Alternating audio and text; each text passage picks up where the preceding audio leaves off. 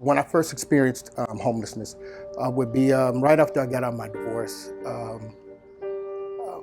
I didn't know what direction to take. It's hard to gain stability and not know where you're laying your head at every night.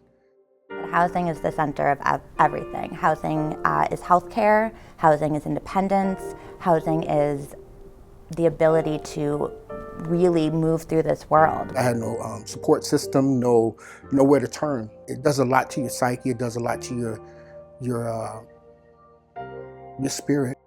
Sort of as a result of the pandemic, the county opened some hotels at the time to deconcentrate the major shelters. Our teams were thrown in there to sort of figure out how do we house people, how do we help people during this crisis time.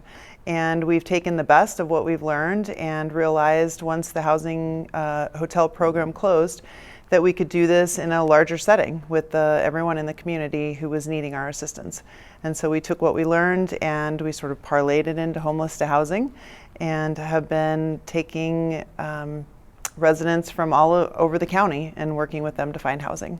We had these emergency shelters, but we didn't have the personnel and the well-trained folks to go in and meet people wherever they're at in a trauma-informed way to just break down their barriers and get them into housing. And so what we were able to do is create these caseloads where case managers are assigned to individuals, they meet with them, they join with them, they learn from them, and they go on this housing journey together. I'm a social worker and I engage with homeless veterans, no matter where they're located, if they're placed on the street. Many of them reside in a vehicle, some under expressways or many of them in shelter. One day I came in one day and this woman came in with this jovial attitude, this spirited attitude, like she enjoyed her job, and I could see that she enjoyed her job.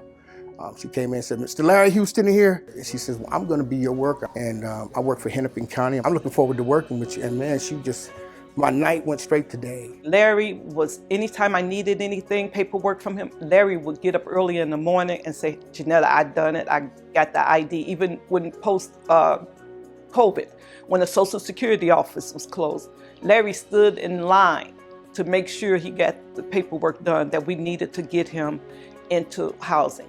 I mean, he was on it and he was passionate, and we worked together as a team and it was amazing.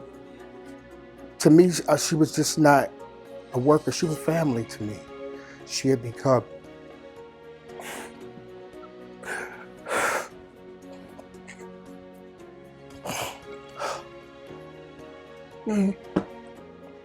she's still there too. I would put in for clothes for them if they need clothing, if they need shoes. So I always make sure, is there anything that we can help you with our program? And as long as you're being honest with me and being truthful, we can move you out of homelessness into your own housing. I wasn't there, not even 3 months. And everyone, I think I broke a record. I think I was out of there quicker than anybody ever saw. She got me out of there in 3 months. I would have had it less than that. We've been able to house some of the folks that have been living in shelter the longest, that have been living outside without ever engaging. And part of that is just consistently showing up and also being well-resourced. We were able to make sure that this team wasn't expected to do things that they weren't supported and trained to do. I have a lot of years of supervising case managers and of being a case manager myself, and I have to say this is one of the hardest working teams I have ever worked with in my life.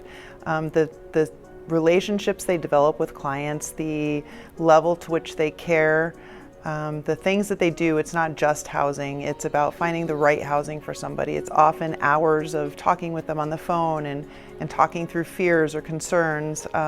It's really so much deeper than just housing, and this team just really nails it every time.